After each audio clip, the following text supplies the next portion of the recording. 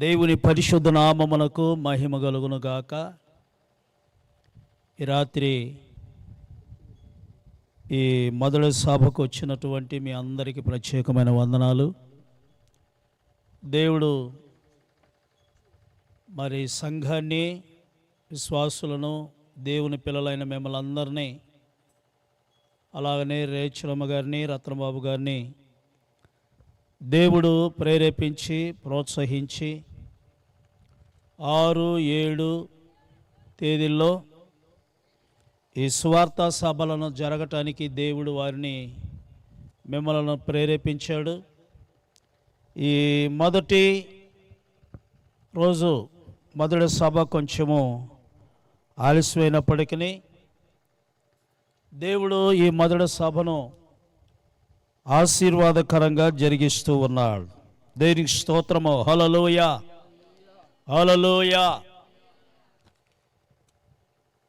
ఎక్కడైనా మొదటి సభ ప్రారంభము ఆలస్యంగానే అయింది. ఏదేమైనా దేవుడు దేవుని పని జరిగిస్తాడు. ఈ రాత్రి మనందరము కూడా దేవుని యొక్క వాక్యమును మనము ధ్యానం చేద్దాం. పరిశుద్ధ గ్రంథమైన బైబిల్లో నుండి ద్వితీయోపదేశకాండము 8వ అధ్యాయము 17వ వచనాన్ని మనం చదువుకుందాం. ద్వితీయోపదేశకాండము 8వ అధ్యాయము 17వ వచనాన్ని చదువుదాం. అయితే మీరు మా సామర్థ్యము, మా బాహుబలము, ఇంత భాగ్యము మాకు కలుగు చేసినని అనుకుందురేమో.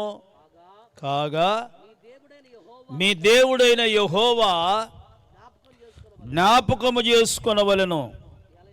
ఏలయనగా తాను మీ పితరులతో ప్రమాణం చేసినట్లు తన నిబంధనను నేటి వలె స్థాపింపవలనని మీరు భాగ్యమును సంపాదించుకొనుటకై మీకు సామర్థ్యమును కలుగు చేయువాడు ఆయనే.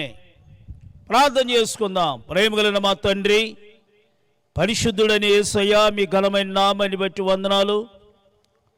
మా పరమ తండ్రి, చదవబడిన మీ మాటలు మేము ధ్యానం చేస్తుండగా ఈ రాత్రి కొద్ది నిమిషాలు మీరు మాతో మాట్లాడండి. వినగలిగే చెవి, గ్రహించే మనస్సు, హృదయాలు ప్రతి ఒక్కరికి దయచేయమని యేసు నామమున ప్రార్థన చేసి వేడుకొనుచున్నాము తండ్రి, ఆమేన్. ఈ మాటను మరలా మనం చదువుకుందాము.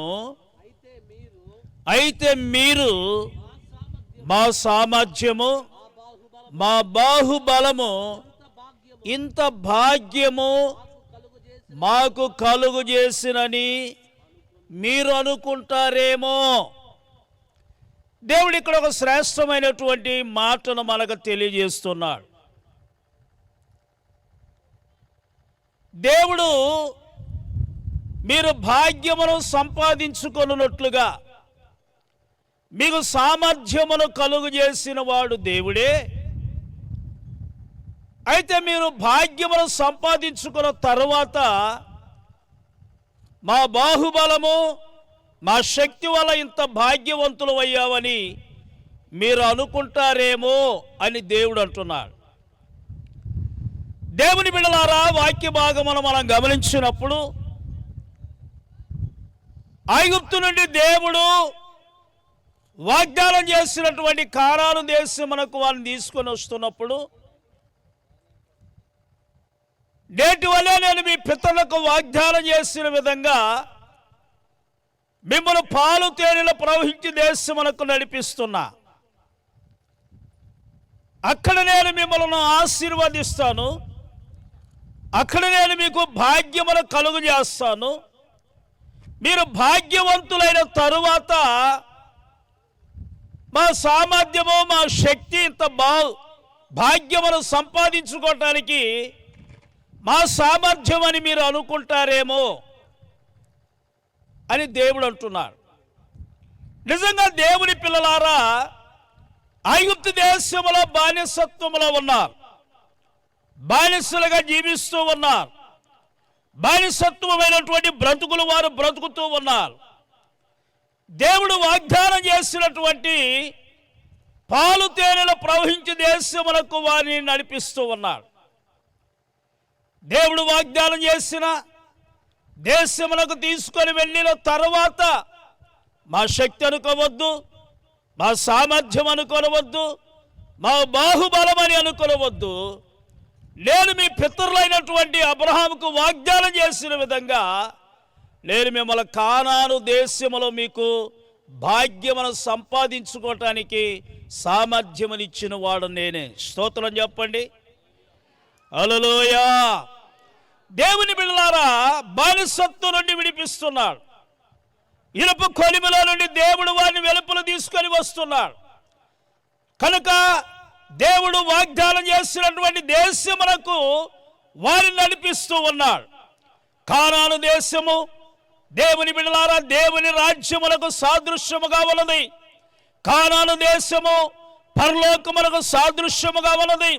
బానిసత్తులను ఇశ్రాయేలీయులు బానిసలుగా ఉన్నటువంటి ఇశ్రాయేలు దేవుడు బానిసత్తు నుండి విడిపించి వాగ్దానం చేయబడినటువంటి కానాను దేశమునకు దేవుడు వారిని తీసుకొని వస్తున్నాడు. మనము కూడా ఒకప్పుడు బానిసత్వంలో ఉన్నాం, బానిసలుగా బ్రతుకుతూ ఉన్నాం. బానిసత్వంలో ఉండి మనం జీవిస్తున్నటువంటి మనల్ని విడిపించి విమోచించుటకై వాగ్దానం చేయబడినటువంటి పరలోక రాజ్యములకు దేవుడు మనందరూ కూడా సిద్ధపరిచి తన రాజ్యములకు హక్కుదారులుగా చెయ్యాలని దేవుడు ఆశపడ్డాడు. దేవునికి స్తోత్రం. హల్లెలూయా. దేవుని వాక్యములో మనం గమనించినప్పుడు దేవుని బిడ్డలారా, పరమకాలాను చేరాలి అంటే మనము రక్షించబడాలి, మనము మార్పు చెందాలి, మనం మారు మనసు పొందాలి. రక్షించబడితే గాని మనము దేవుని రాజ్యమునకు చేరము. ద్వితీయోపదేశ కాండములోనే 33వ అధ్యాయము 29వ వచనాన్ని మనం చదువుకుందాం. ద్వితీయోపదేశ కాండము 33వ అధ్యాయము 29వ వచనాన్ని చదువుదాం. ఇశ్రాయేలు నీ భాగ్యము ఎంత గొప్పది, యెహోవా రక్షించిన నిన్ను పోలిన వారు ఎవరో.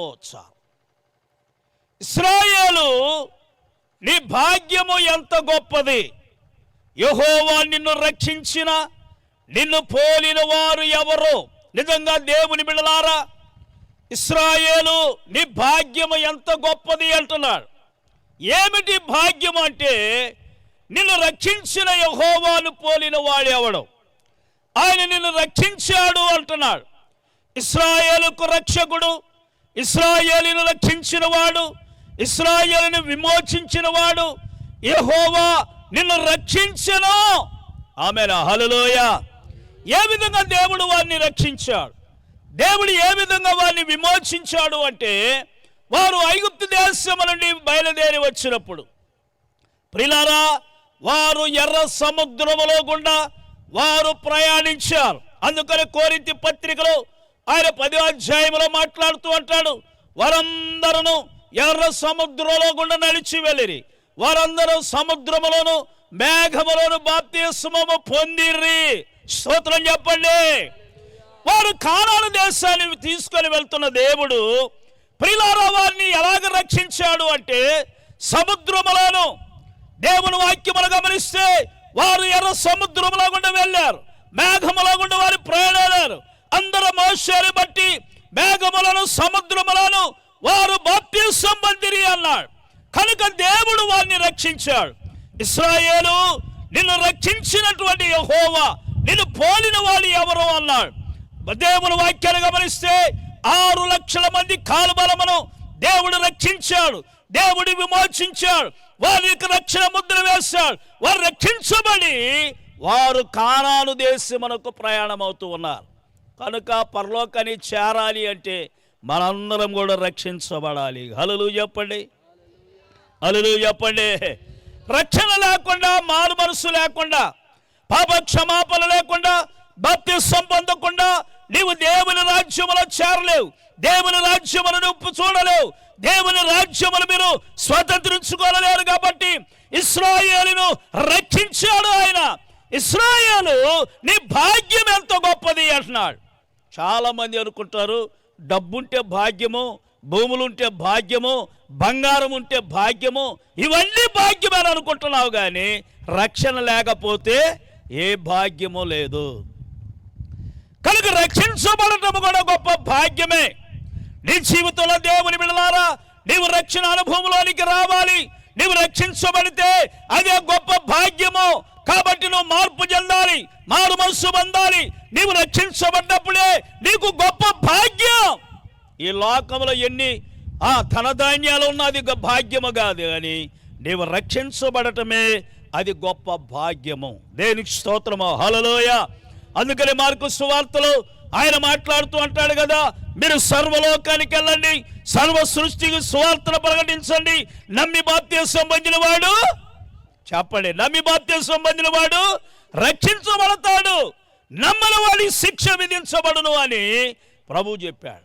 కనుక దేవుని బిడ్డలారా, రక్షించబడడం కూడా గొప్ప భాగ్యము. ఇశ్రాయేలు నిన్ను రక్షించినటువంటి యెహోవా నిన్ను పోలిన వాడు ఎవడు అన్నాడు. దేవుడు ఇశ్రాయేలును రక్షించాడు. పరమ కాలైనటువంటి కానాను దేశానికి వారిని తీసుకొని వెళ్తున్నాడు. కనుక నీవు నేను పరలోక రాజ్యములకు చేరాలి అంటే మనం రక్షించబడినప్పుడే, మనం బాప్తిసం పొందినప్పుడే, మనం మార్పు చెందినప్పుడే, పాప క్షమాపణ నిమిత్తం బాప్తిసం పొంది రక్షించబడితేనే దేవుని రాజ్యం. కనుక చాలామంది చప్పట్లు కొట్టి పాటలు పాడి సభలకు వచ్చి లేక మందిరానికి వచ్చి విన్నంత మాత్రాన నువ్వు పరలోక రాజ్యమునకు హక్కుదారుడు కావు, హక్కుదారురాలు కాలేవు. కాబట్టి దేవుని వాక్యాన్ని గమనిస్తే నీవు రక్షించబడాలి, నీవు రక్షణ పొందటమే గొప్ప భాగ్యము అని ప్రభు తెలియజేస్తా ఉన్నాడు. దేవుని సంగమా, దేవుని పిల్లలారా, ఈ రక్షణ సభలలో నువ్వు మార్పు చెంది మారు మనసు పొంది రక్షించబడితే దేవుని రాజ్యములో నీవు ఉంటావు, దేవుని రాజ్యాన్ని నీవు స్వతంత్రించుకుంటావు అని పరిశుద్ధ గ్రంథములో దేవుడు తెలియజేస్తా ఉన్నాడు. దేవునికి స్తోత్రం, హల్లెలూయా.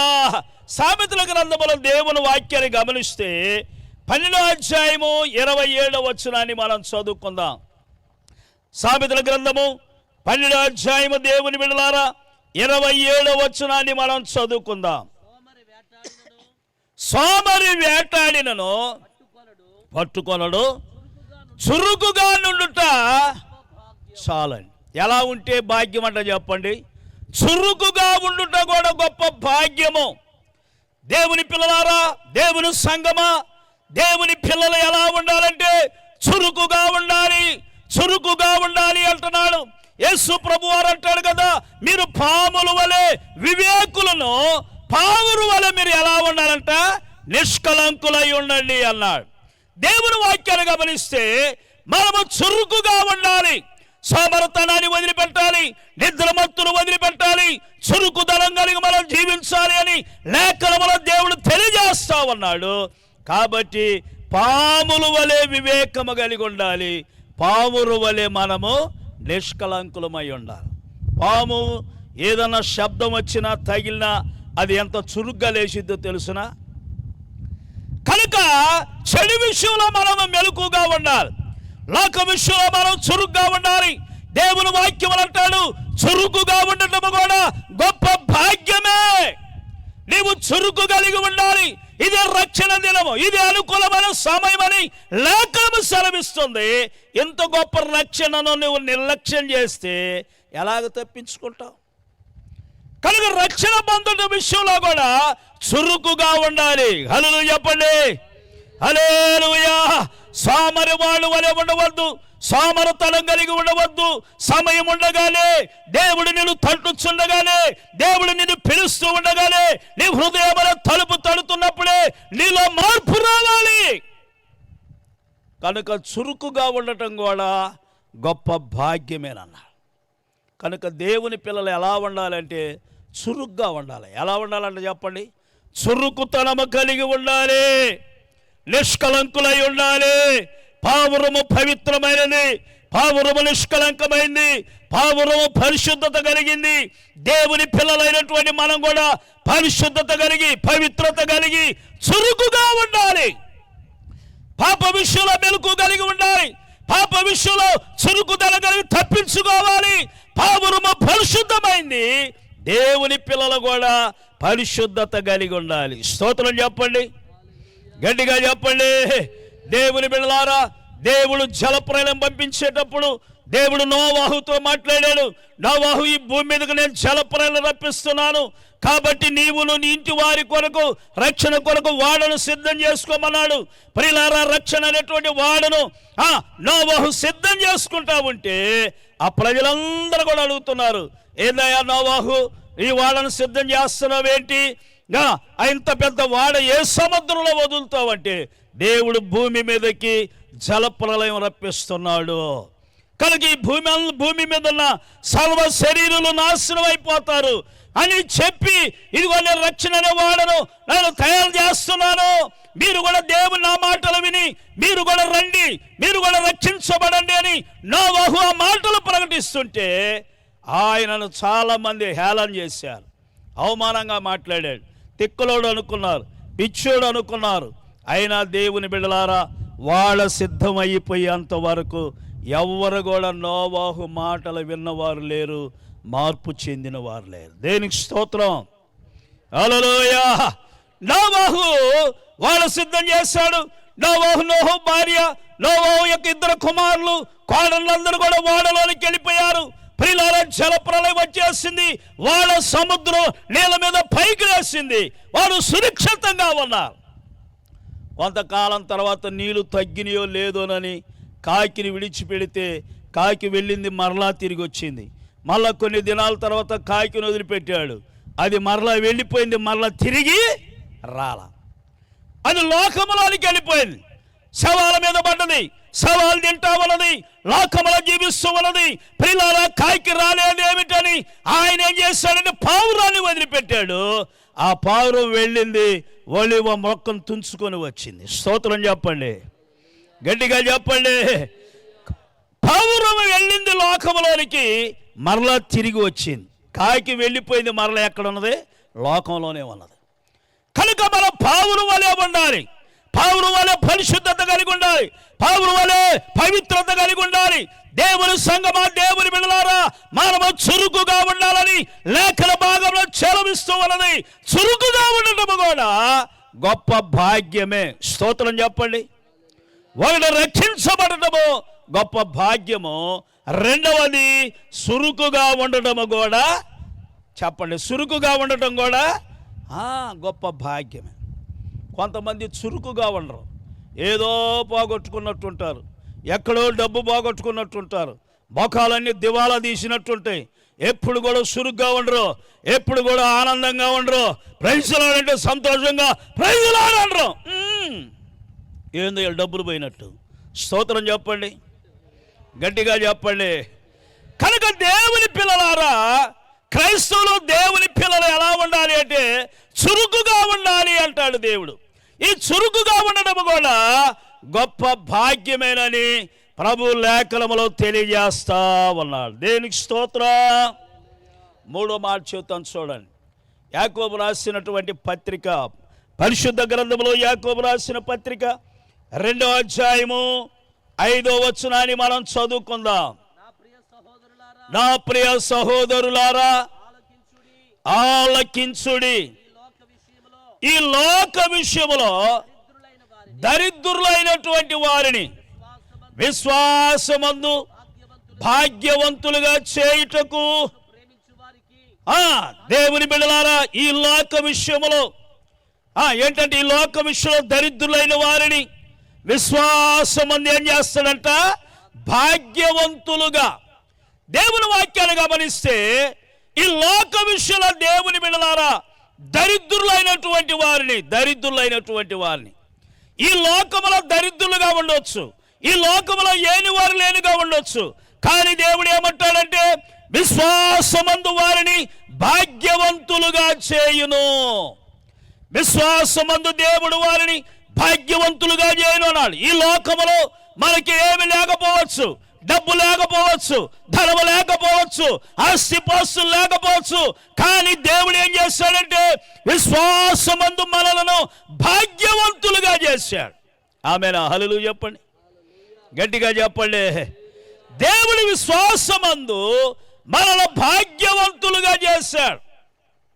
ఈ లోకములో మనము దరిద్రులుగా ఉండవచ్చు, ఈ లోకములో ఏమి లేని వారిగా ఉండొచ్చు, ఈ లోకములో దేవుని బిడ్డలారా నీకు ఏమి లేదని లోకులు అనుకోవచ్చు, నువ్వు ఏమి లేని వాడవని ఈ లోకము నేను అనవచ్చేమో కానీ నీవే ధనవంతుడివి, నీవే బలవంతుడివి, నీవే శక్తివంతుడివి, నీవే భాగ్యవంతుడివి. దేవుడు నీకు గొప్ప భాగ్యములు కలుగు చేశాడు. ఏంటి ఆ భాగ్యం అంటే విశ్వాసమందు దేవుడు నిన్ను భాగ్యవంతులుగా చేశాడు. లాజరు అనేటువంటి ఒక ఆయన ఉన్నాడు, ధనవంతుడు ఉన్నాడు, లాజరు ఉన్నాడు. లాజరు అనేటువంటి వాడు పేదవాడు, కురుపులతో నిండినవాడు, ఆరోగ్యంగా సరిలేదు, తినడానికి ఆహారం లేదు. ప్రియులారా, దరిద్రుడు అనేటువంటి వాడు, ఆ దరిద్రుడు ఏమున్నదంటే తనకు విశ్వాసం ఉన్నది, తనకు భక్తి ఉన్నది, తనకు ప్రార్థన ఉన్నది. ఈ లోకంలో ఏది లేకపోయినా దేవుని యందు విశ్వాసం ఉంచిన వాడు. స్తోత్రం చెప్పండి, గట్టిగా చెప్పండి. పేదవాడు, కురుపులతో నిండినవాడు. లాజర్ని ఏమనేవాళ్ళు అంటే దరిద్రుడు. ఏమంటారు చెప్పండి? అప్పుడప్పుడు అంటారు, ఈ దరిద్రుడికి నేను చెప్పా నా మాట లేదు అంటుంటారు. లాజరు దరిద్రుడు, దరిద్రుడు. దేవుని బిడ్డలారా, దరిద్రుడే గాని విశ్వాసమందు భాగ్యము కలిగినటువంటి వాడు, కురుపులతో నిండినవాడు, దేహంలో ఆరోగ్యం లేదు, తినడానికి ఆహారం లేదు, సరైనటువంటి వస్త్రాలు లేవు, అయినప్పటికీ ప్రియులారా భక్తి కలిగి ఉన్నాడు, ప్రార్థన కలిగి ఉన్నాడు, విశ్వాసం కలిగి ఉన్నాడు, నిరీక్షణ కలిగి ఉన్నాడు. ఆ ధనవంతుడి ఇంట పడి ఉంటా ఉన్నాడు. ధనవంతుడి బల్ల మీద నుండి పలుచున్న రొట్టె ముక్కలు తిని తన ప్రాణమును పోషించుకుంటా ఉన్నాడు. దరిద్రుడే, దరిద్రుడే, కానీ అతనికి ఏముందంట? విశ్వాసం ఉంది. దరిద్రుడు అయినప్పటికీ విశ్వాసము కలిగి భక్తి కలిగి జీవిస్తూ ఉన్నాడు. ప్రియులారా, ధనవంతుడు ఉన్నాడు కానీ, ధనం ఉన్నది, ఐశ్వర్యం ఉన్నది, అన్ని ఉన్నాయి కానీ తనకు విశ్వాసం లేదు, తనకు భక్తి లేదు, తనకు ప్రార్థన లేదు. దేవుని బిడ్డలారా, లోకమే శాశ్వతము, లోకమే వైభవము అని లోకములో బ్రతుకుతూ ఉన్నాడు. కానీ ఆ ధనవంతుని వాగిట పడి ఉన్నటువంటి లాజరు మాత్రము భక్తి కలిగి విశ్వాసం కలిగి జీవిస్తున్నాడు. అందుకనే ఈ లోకంలో దరిద్రులైన వారిని విశ్వాసం అందు ఏం చేస్తాడంట? భాగ్యవంతులుగా చేస్తాడు. ఓ రోజున పరలోకంలో దేవదూతలు దిగి వచ్చారు ఆ దరిద్రుని తీసుకొని పోవటానికంట. స్తోత్రం చెప్పండి, గట్టిగా చెప్పండి. దరిద్రుని తీసుకొని పోవటానికి దేవదూతలు వచ్చారండి. దేవదూతలు వచ్చి లాజరును తీసుకొని పోయారు. అబ్రహాము రొమ్మును ఆనుకొని ఉన్నాడు. దేవుని బిడ్డలారా, లాజరు వెళ్ళి అబ్రహాము రొమ్మును ఆనుకొని ఉన్నాడు. ఆ తదుపరి ధనవంతుడు కూడా చనిపోయాడు. అతడు కూడా వచ్చాడు అక్కడికి. కానీ ధనవంతుడేమో అగ్నిగుండంలో ఉన్నాడు. ఆ లాజరు దరిద్రుడు ఏడున్నాడట? అబ్రహాము రొమ్మును ఆనుకొని ఉన్నాడు. స్తోత్రం చెప్పండి. కనుక అతడు పరలోక రాజ్యమును స్వతంత్రించుకున్నాడు. అబ్రహాము రొమ్మును ఆనుకొని ఉన్నాడు. అబ్రహాము రొమ్ములో చింత లేకుండా ఉన్నాడు. దానికి కారణం ఏంటంటే అతడు విశ్వాసం కలిగిన వాడు, విశ్వాసంతో జీవించిన వాడు. అందువల్ల విశ్వాసమందు భాగ్యవంతుడు. ఈ లోకంలో దరిద్రుడేమో కానీ పరలోకంలో ఏమై ఉన్నాడంట చెప్పండి? భాగ్యవంతుడు, ధనవంతుడు. కనుక ఈ లోకంలో చాలామంది అనుకుంటారు ఈ దరిద్రులు దరిద్రులు అనుకుంటారు. విశ్వాసమందు దేవుడు మనల్ని ఏం చేశాడు అంటే భాగ్యవంతులుగా చేశాడు. దేవునికి స్తోత్రం చెప్పండి, గట్టిగా చెప్పండి హల్లెలూయా. కనుక దేవుని సంగమా, దేవుని బిడ్డలారా, దేవుడు మనల్ని విశ్వాసమందు భాగ్యవంతులుగా చేశాడు. ఏమిటి ఆ భాగ్యం అంటే? పరలోక రాజ్యము సంపాదించుకోవడం భాగ్యం, మరణము లేకుండా దేవుని రాజ్యంలో ఉండడం భాగ్యం. మనము దేవుని రాజ్యంలో కూడా ఆయనతో కూడా మరణము లేకుండా యుగ యుగాలు మనం జీవిస్తాము. అదే గొప్ప భాగ్యము, అదే గొప్ప రక్షణ, అదే గొప్ప విమోచన. కనుక ఈ లోకంలో దేవుని బిడ్డలారా విశ్వాసమందు భాగ్యవంతులుగా చేస్తున్నారు. దరిద్రులు అయినప్పటికీ నిరుపేదలైనప్పటికీ ఏ ఊరిలో ఏమీ లేనప్పటికీ అయితే విశ్వాసమందు వారిని భాగ్యవంతులుగా చేస్తాం. కనుక నీవు నేను మనందరము కూడా విశ్వాసమందు ఎలా ఉన్నామంటే భాగ్యవంతులము. స్తోత్రం చెప్పండి, గట్టిగా చెప్పండి. కనుక ఈ రాత్రి దేవుని సంగమా, దేవుని బిడ్డలారా, మనము నిరుపేదలమని అనుకోవచ్చు. మనకి ఏమీ లేదని బాధపడవద్దు. నేను పేదవాడిని, నాకేమీ లేదనుకోవచ్చు. నేను పేదవాడిని, నాకేమీ లేదని నీవు చింతపడవలసిన పని లేదు, నీవు దిగులు పడవలసిన పని లేదు. దేవుడు నిన్ను భాగ్యవంతుడిగా చేశాడు, దేవుడు నిన్ను భాగ్యవంతురాలుగా చేశాడు. విశ్వాసమందు నీవు భాగ్యవంతురాలివి.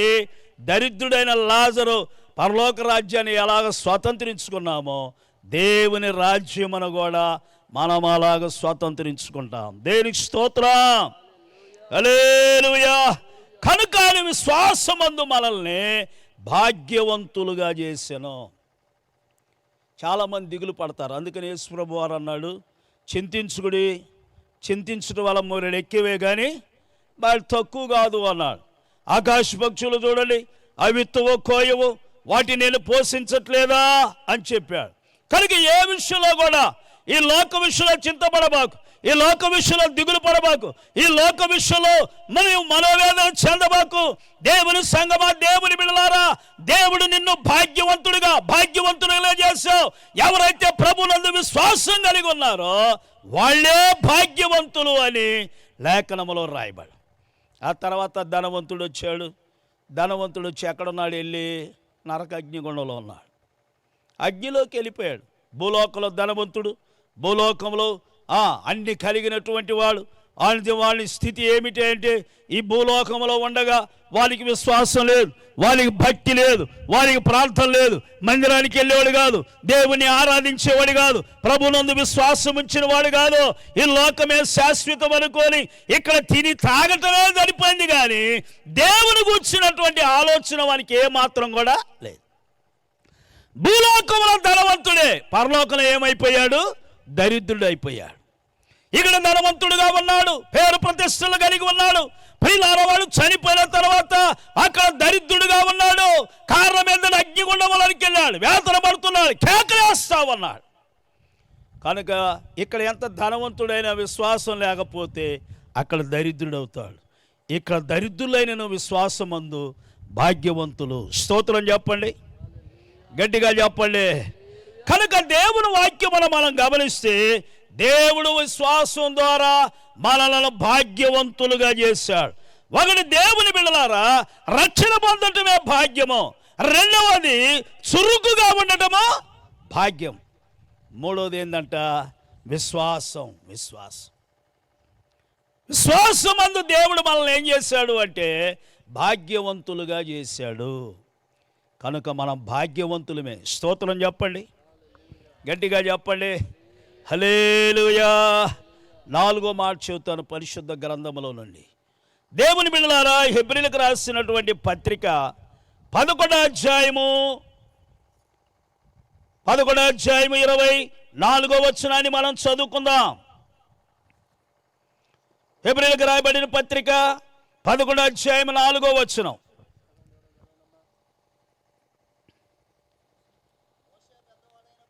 మోషే పెద్దవాడైనప్పుడు విశ్వాసమును బట్టి ఐగుప్తు ధనము కంటే క్రీస్తు విషయమై నింద గొప్ప భాగ్యమని ఎంచుకొని అల్పకాల పాపభోగములు అనుభవించుట కంటే దేవుని ప్రజలతో కూడా శ్రమలు అనుభవించడం మేలు అని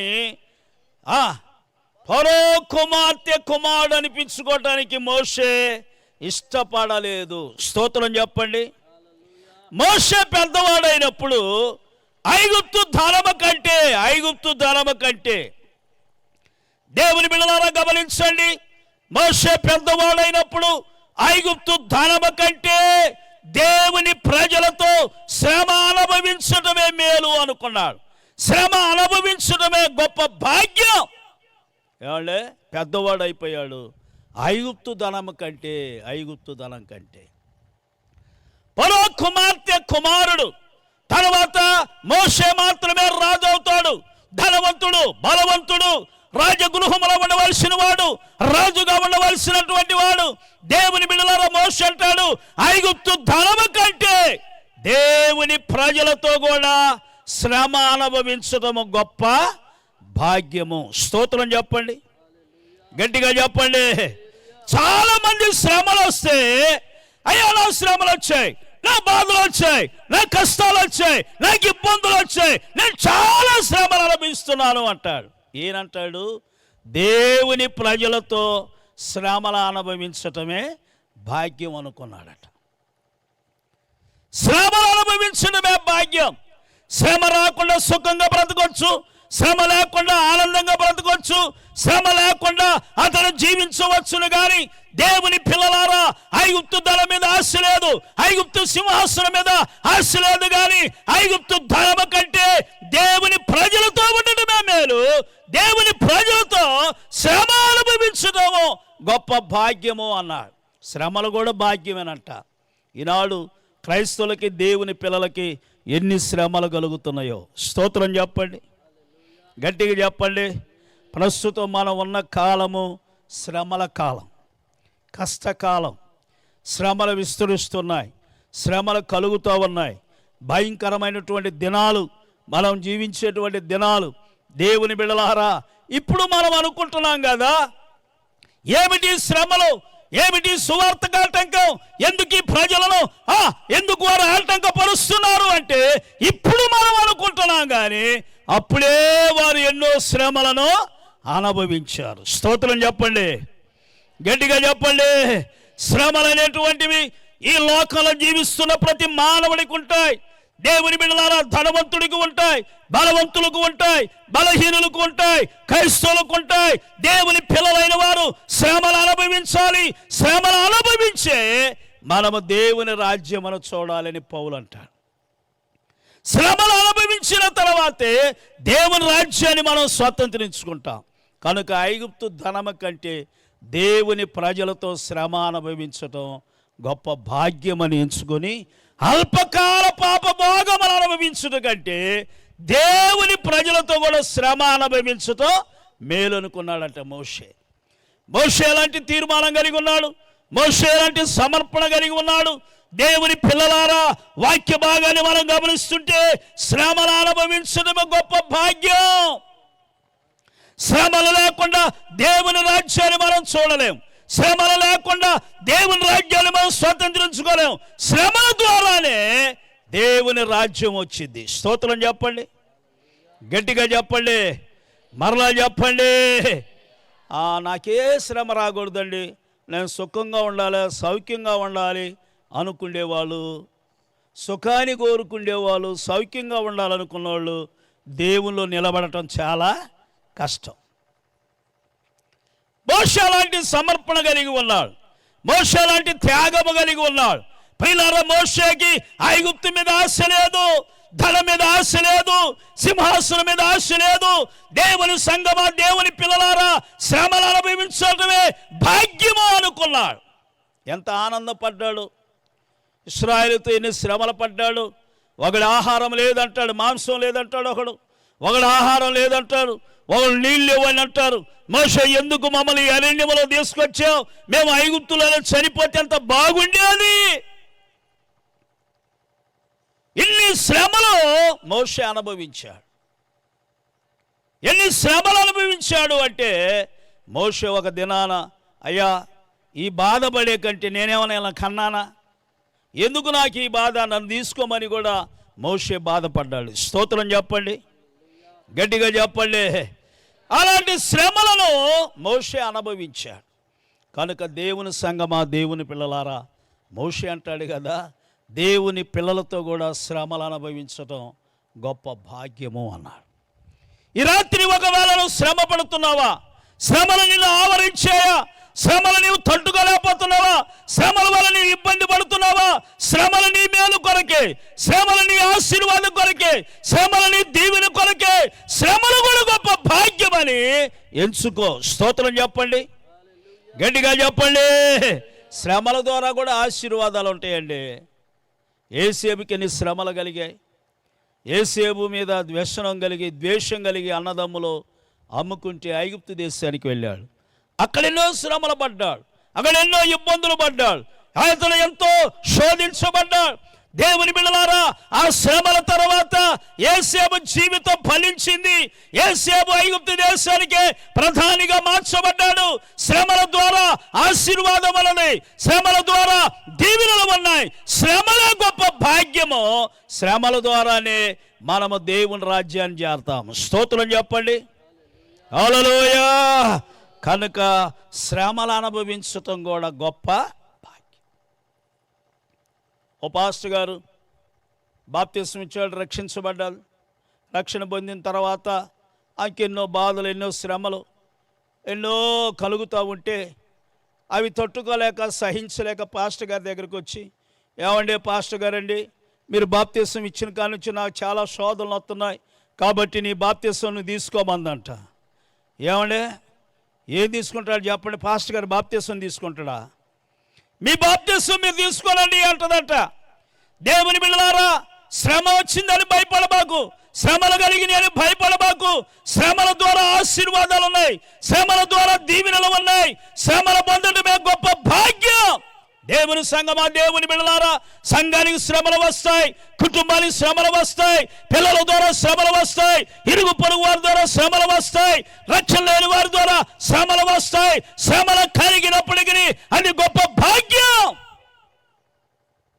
శ్రమలలోనే ఆనందం ఉన్నది, శ్రమలోనే సంతోషం ఉన్నది, శ్రమలలోనే మనము భాగ్యాన్ని సంపాదించుకుంటాం. దేనికి స్తోత్రం చెప్పండి, గట్టిగా చెప్పండి, హల్లెలూయా. కనుక రాత్రి దేవుని బిడ్డలారా, శ్రమలు కూడా గొప్ప భాగ్యం కాబట్టి శ్రమలు వచ్చాయని కృంగిపోవద్దు, శ్రమలు వచ్చాయని బాధపడవద్దు, శ్రమలు కలిగాయని దేవునికి నువ్వు దూరం అవ్వకు. శ్రమలు కూడా గొప్ప భాగ్యము. వాటిని అనుభవించినప్పుడే నీవు నిత్య రాజ్యాన్ని స్వాతంత్రించుకుంటావు. దేనికి స్తోత్రం. చివరి మాట, మరొక మాటను చదువుకుందాం. రాజుల గ్రంథములో, మొదటి రాజుల గ్రంథం 10వ అధ్యాయములో 8వ వచనంలో మాట్లాడుతూ, ప్రియులారా, ఓ దినాన సొలొమోను యొక్క జ్ఞానమును విని షాబా దేశపు రాణి సొలొమోను చూడటానికి ఆ దేశము నుండి వచ్చింది. ఆ దేశము నుండి ఆమె వచ్చి దేవుని బిడ్డలారా సొలొమోను దర్శించింది, సొలొమోను చూసింది. చూచిన తర్వాత అంటది, అయ్యా, నేను మా దేశము ఉన్నదానికంటే ఇక్కడికి వచ్చిన తర్వాత ఇంకా నేను గొప్ప సంగతులను చూశా. నీ జ్ఞానము గొప్పది, దేవుడు నిన్ను ఎన్నుకున్నాడు అని ఆమె పొగుడుతూ అంటది కదా. ఆ మాట మాట్లాడుతూ అంటది, నీ జనులు భాగ్యవంతులు, నీ ముందర ఎల్లప్పుడు నిలిచి నీ జ్ఞాన వచనములు విను. స్తోత్రం చెప్పండి, గట్టిగా చెప్పండి, హల్లెలూయా. నీ ముందర నిలిచి నీ జ్ఞానవాక్కులు విను, నీ ప్రజల భాగ్యవంతులు అన్నాడు. సొలొమోను యేసు ప్రభు వారికి సాదృశ్యముగా ఉన్నాడు. దేవుని బిడ్డలారా, నీ జనులు నీ జ్ఞానవాక్కులు వినడం మనుషులు ఎంత భాగ్యవంతులు అంటున్నాడు. దేవుని మాట వింటే భాగ్యం, దేవుని వాక్యములు వింటే భాగ్యం, దేవుని మాటలు వినువారు భాగ్యవంతులు. దేవుని బిడ్డలారా, దేవుని మాటలు వినాలి. స్తోత్రం చెప్పండి, గట్టిగా చెప్పండి. అవ్వ ఎవరు మాట్లాడినది? ఎవరు మాట్లాడింది? సైతానుగాడు మాట్లాడింది. అపవాది మాటలు వినది. ఆ మాటలు విని దాని మాటలలో లోబడి దాని మాటలకు విధేయుడై సాతానుగాడు మాట విని తిన్నొద్దన పండు తిని శాపాలు తెచ్చుకుంది. దేవుని బిడ్డలారా, దేవుని మాట వినలేకపోయింది. సాతానుగాడి మాట ఎప్పుడైతే వినదో మహిమను పోగొట్టుకున్నది. దేవుని యొక్క స్వరూపాలు, వారి యొక్క స్వరూపాలు పోగొట్టుకున్నారు. మహిమ పోయింది, ప్రభావం పోయింది. ఇప్పుడు దేవుని బిడ్డలారా, సాయంకాలం వేళ యేసయ్య ప్రభు వచ్చి వారిని పిలుస్తుంటే వారు ఏదైనా వనములో చెట్టు చాటు దాక్కున్నారు. దేవుడు అంటాడు కదా, మీరు ఆదామా ఎక్కడా రండి అంటే వాళ్ళు చెట్టు చాటును దాక్కున్నారు. వారు రావటంలా. అప్పుడు ఆయన అంటాడు, నేను తినవద్దన్న పండు మీరు తిన్నారా అన్నాడు. స్తోత్రం చెప్పండి, గట్టిగా చెప్పండి. దేవుని స్వరము వినేవాళ్ళు, దేవుని మాట వినేవాళ్ళు, ఒక దినం సాతాను గారి మాట వినది, అపవాది గారి మాటలు లోబడది. అపవాది మాటలు విన్నందువలన మహిమను పోగొట్టుకున్నారు, ఏదైనా వలములను వెలివేయబడ్డారు. కనుక ఇక్కడ అంటాడు, నీ జనులు, నీ జ్ఞాన వాక్కులు విను నీ జనులు భాగ్యవంతులు అన్నాడు. దేవుని బిడ్డలారా, దేవుని మాట వింటే గొప్ప భాగ్యము. స్తోత్రం చెప్పండి. మనుషుల మాటలు వింటే కాదు, లోకస్తుల మాటలు వింటే కాదు, మారు మనసు లేని వారి మాటలు వింటే కాదు. దేవుని సంగమా, దేవుని బిడ్డలారా, దేవుని మాట విను. దేవుని మాట వింటే భాగ్యం, దేవుని వాక్కులు వింటే భాగ్యం. దేవుని మాటకు లోబడి దేవుని స్వరం విను, దేవుని దగ్గరకు రా, ఆయన మాటలు వింటే భాగ్యం. కనుక ఈ రాత్రి దేవుని మాట విను, దేవుని మాట విను. దేవుని మాట వింటే నువ్వు భాగ్యాన్ని సంపాదించుకుంటావు. దేవుని మాట వినటమే గొప్ప భాగ్యం. ఎవరి మాట వింటావు? ఎవరి మాటకు లోబడతావు? దేవుని మాట వింటావా, సైతాను గారి మాట వింటావా? దేవుని మాటలు వింటే అవి గొప్ప భాగ్యమని లేఖనములో రాయబడి ఉన్నవి. కనుక దేవుని వాక్యాన్ని గమనిస్తే లూకా సువార్త 5వ అధ్యాయం 5వ వచనములో దేవుని బిడ్డలారా, పేతురు, యోహానులు అనేవారు చేపలు పట్టడానికి వెళ్ళారు. రాత్రి అంతా కూడా వలలు వేశారు. దేవుని సంగమా, వారికి ఒక్క చేప కూడా దొరకలేదు. తెల్లవారిన తర్వాత వారు వలలు తీసుకొని సర్దుకుంటా ఉంటే సూర్యోదయం అగుచుండగా యేసయ్య అక్కడికి వచ్చాడు. అక్కడికి వచ్చి, ఇప్పుడు మీ వలలు వేయండి అంటే, అయ్యా రాత్రి అంతా కూడా ప్రయాసపడ్డాం, రాత్రి అంతా కూడా సముద్రములు గాలించాం, మాకు ఒక్క చేప కూడా దొరకలేదు. ఇప్పుడు యేసయ్య అంటాడు, ఇప్పుడు మీ వలలు వేయండి అన్నాడు. ఎప్పుడైతే ప్రభు చెప్పిన మాట విన్నారో, ప్రభు మాటకు లోబడి వలలు వేశారో, విస్తారమైన చేపలు పడ్డాయి. స్తోత్రం చెప్పండి, గట్టిగా చెప్పండి. కనుక దేవుని మాట విను. ఈ రాత్రి దేవుని బిడ్డలారా, దేవుని మాటలు వినువారు భాగ్యవంతులు. నీ జీవితంలో, నీ కుటుంబంలో దేవుని మాటలు ఉండాలి. నీ హృదయంలో దేవుని మాటలు ఉండాలి. నీ హృదయంలో దేవుని వాక్యం ఉండాలి. దేవుని వాక్యమును విను, దేవుని మాటలు విను, దేవుని వాక్యాన్ని సెవియొగ్గు. ఆయన మాట వింటే భాగ్యం. నీ జనులు భాగ్యవంతులు అంటుందా? నీ జ్ఞాన వాక్కులు వినువారు నీ జనులు ఎంత గొప్ప భాగ్యవంతులు.